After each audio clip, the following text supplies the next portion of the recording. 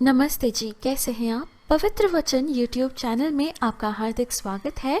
मैं हूं कात्यायनी। दोस्तों, आप सभी को कार्तिक पूर्णिमा या देव दीपावली की हार्दिक शुभकामनाएं। कार्तिक का पावन महीना श्री महाविष्णु का सबसे प्रिय माह है और कार्तिक पूर्णिमा को त्रिपुरारी पूर्णिमा भी कहते हैं। भगवान श्री हरि विष्णु जी ने महादेव को प्रसन्नता पूर्वक त्रिपुरारी नाम दिया था जब उन्होंने त्रिपुरासुर का वध किया और 33 कोटि देव देवताओं ने मिलकर देव दीपावली के रूप में जश्न मनाया। कार्तिक पूर्णिमा तिथि पर ही महाविष्णु का प्रथम अवतार मत्स्य अवतार हुआ था। कार्तिक पूर्णिमा तिथि पर ही महादेव ने त्रिपुरासुर का वध किया था। इस वीडियो में इन्हीं दो घटनाओं की पौराणिक कथाएं सुनेंगे।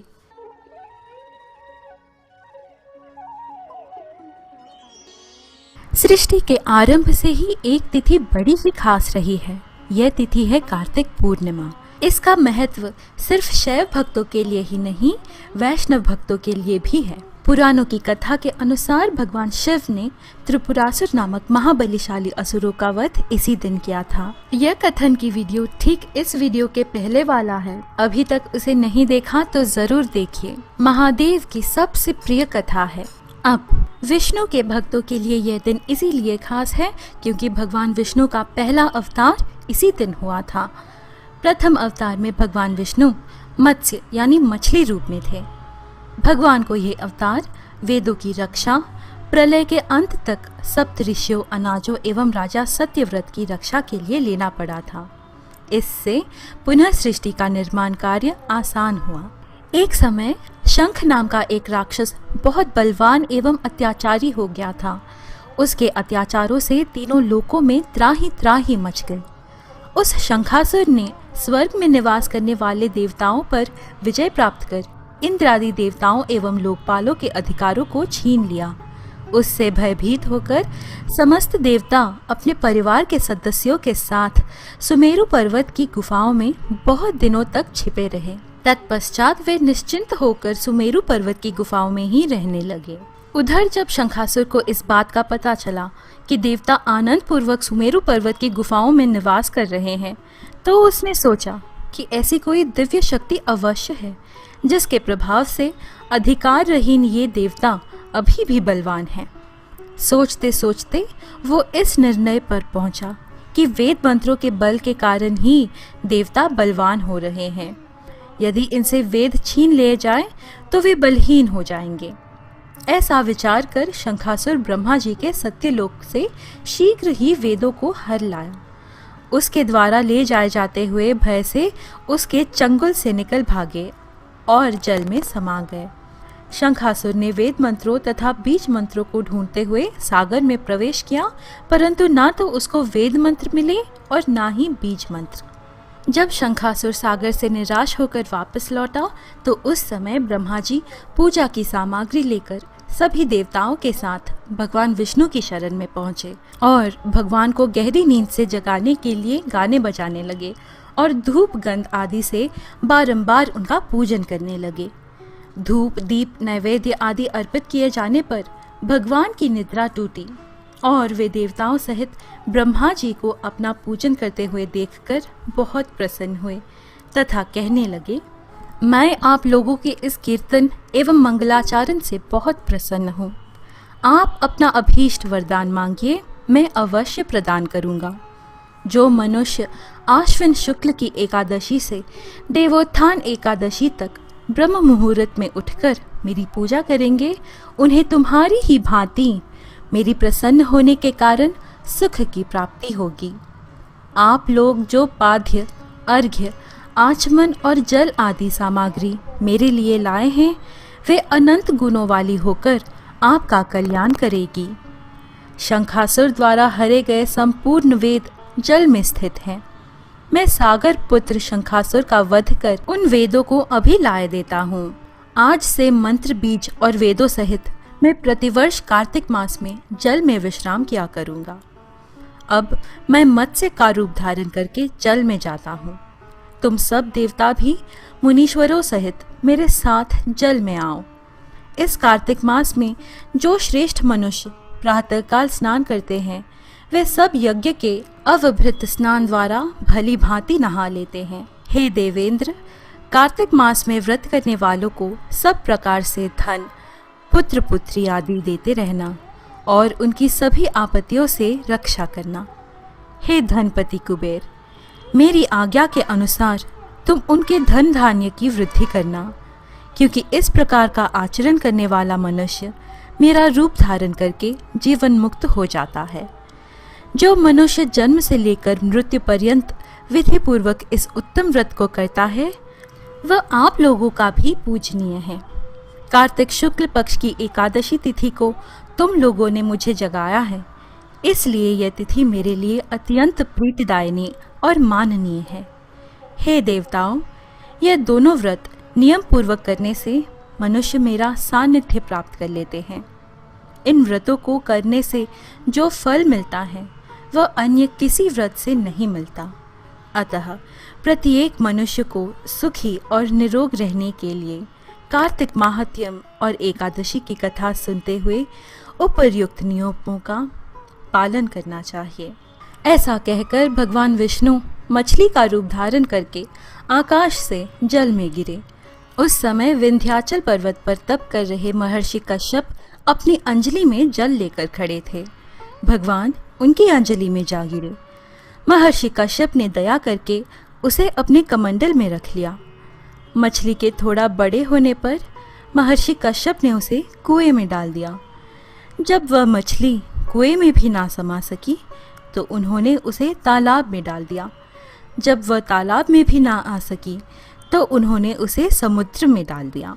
वो मछली वहाँ भी बढ़ने लगी। फिर मत्स्य रूपी भगवान विष्णु ने इस शंकासुर का वध किया और शंकासुर को हाथ में लेकर बद्री वन में आ गए। वहाँ उन्होंने संपूर्ण ऋषियों को बुलाकर इस प्रकार का आदेश दिया। मुनीश्वरों, तुम जल के भीतर बिखरे हुए वेद मंत्रों की खोज करो और जितनी जल्दी हो सके उन्हें सागर के जल से बाहर निकाल आओ। तब तक मैं देवताओं के साथ प्रयाग में ठहरता हूँ। तब उन तपोबल संपन्न महर्षियों ने यज्ञ और बीजों सहित संपूर्ण वेद मंत्रों का उद्धार किया। उनमें से जितने मंत्र जिस ऋषि ने उपलब्ध किए वही उन बीज मंत्रों का उस दिन से ऋषि माना जाना लगा। तदनंतर सब ऋषि एकत्रित होकर प्रयाग में गए। वहां उन्होंने ब्रह्मा जी सहित भगवान विष्णु को उपलब्ध हुए सभी वेद मंत्र समर्पित कर दिए। सब वेदों को पाकर ब्रह्मा जी बहुत प्रसन्न हुए।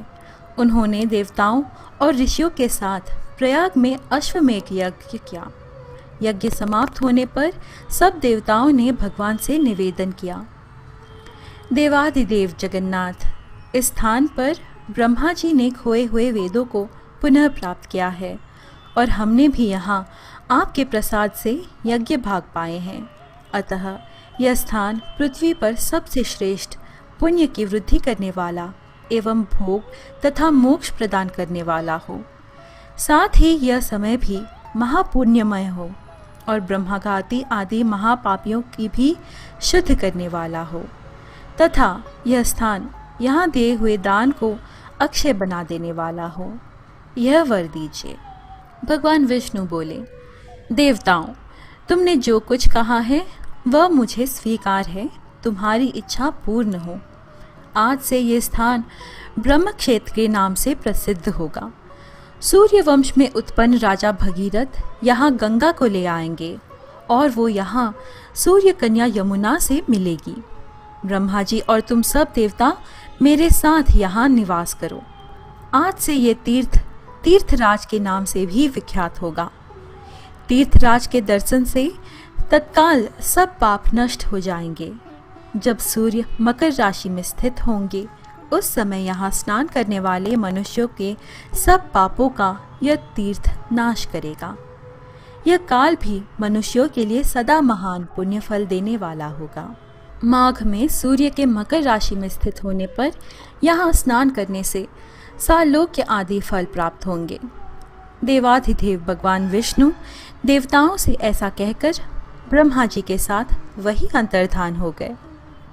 तत्पश्चात इंद्रादि देवता भी अपने अंश से प्रयाग में रहते हुए वहाँ से अंतर्धान हो गए। जो मनुष्य कार्तिक में तुलसी जी की जड़ के समीप श्री हरि का पूजन करता है वो इस लोक में संपूर्ण भोगों को उपभोग करके अंत में वैकुंठ धाम को जाता है।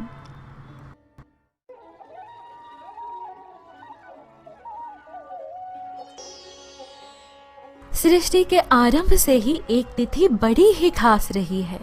यह तिथि है कार्तिक पूर्णिमा। इसका महत्व सिर्फ वैष्णव भक्तों के लिए ही नहीं, शैव भक्तों के लिए भी है। पुराणों की कथा के अनुसार भगवान शिव ने त्रिपुरासुर नामक महाबलिशाली असुरों का वध इसी दिन किया था।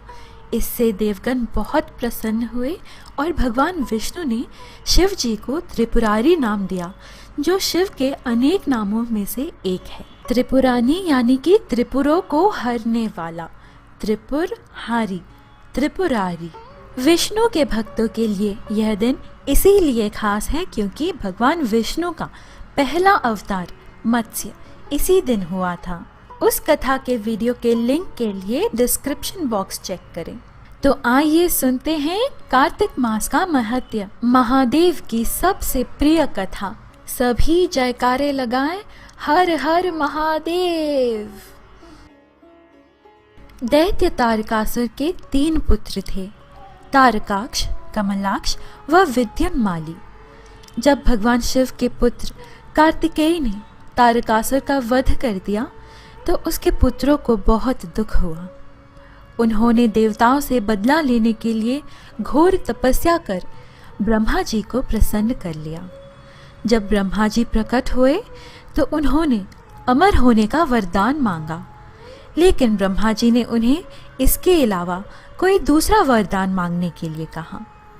तब उन तीनों ने ब्रह्मा जी से कहा, आप हमारे लिए 3 नगरों का निर्माण करवाएंगे। हम इन नगरों में बैठकर सारी पृथ्वी पर आकाश मार्ग से घूमते रहें। 1000 साल बाद हम एक जगह मिले। उस समय जब हमारे तीनों पूर्व मिलकर एक हो जाए तो जो देवता उन्हें एक ही बाण से नष्ट कर सके वही हमारी मृत्यु का कारण हो। ब्रह्मा जी ने उन्हें ये वरदान दे दिया। ब्रह्मा जी का वरदान पाकर तारकाक्ष, कमलाक्ष व विद्युन्माली बहुत प्रसन्न हुए। ब्रह्मा जी के कहने पर मय दानव ने उनके लिए 3 नगरों का निर्माण किया। उनमें से एक सोने का, एक चांदी का व एक लोहे का था। सोने का नगर तारकाक्ष का था, चांदी का कमलाक्ष का व लोहे का विद्युन्माली का। अपने पराक्रम से इन तीनों ने तीनों लोकों पर अधिकार कर लिया। इन दैत्यों से घबराकर इंद्र आदि सभी देवता भगवान शंकर की शरण में गए। देवताओं की बात सुनकर भगवान शिव त्रिपुरों का नाश करने के लिए तैयार हो गए। विश्वकर्मा ने भगवान शिव के लिए एक दिव्य रथ का निर्माण किया। चंद्रमा व सूर्य उसके पहिए बने। इंद्र, वरुण, यम और कुबेर आदि लोकपाल उस रथ के घोड़े बने। हिमालय धनुष बने और शेषनाग उसकी प्रत्यंचा। स्वयं भगवान विष्णु बाण तथा अग्निदेव उसकी नोक बने। उस दिव्य रथ पर सवार होकर जब भगवान शिव त्रिपुरों का नाश करने के लिए चले तो दैत्यों में हाहाकार मच गया। दैत्यों व देवताओं में भयंकर युद्ध छिड़ गया। जैसे ही त्रिपुर एक सीध में आए, भगवान शिव ने दिव्य बाण चलाकर उनका नाश कर दिया। त्रिपुरों का नाश होते ही सभी देवता भगवान शिव की जय जयकार करने लगे। त्रिपुरों का अंत करने के लिए ही भगवान शिव त्रिपुरारी भी कहते हैं। इस दिन से ही क्षीर सागर दान का अनंत महात्म्य माना जाता है।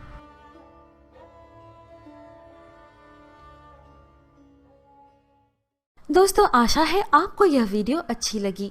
लाइक, कमेंट और सब्सक्राइब जरूर करें। अब आप हमें पेट्रियन पर भी सपोर्ट कर सकते हैं, लिंक्स आपके सामने हैं। अब मुझे इजाजत दीजिए दोस्तों, हम फिर मिलेंगे अगली वीडियो में। स्वस्ति।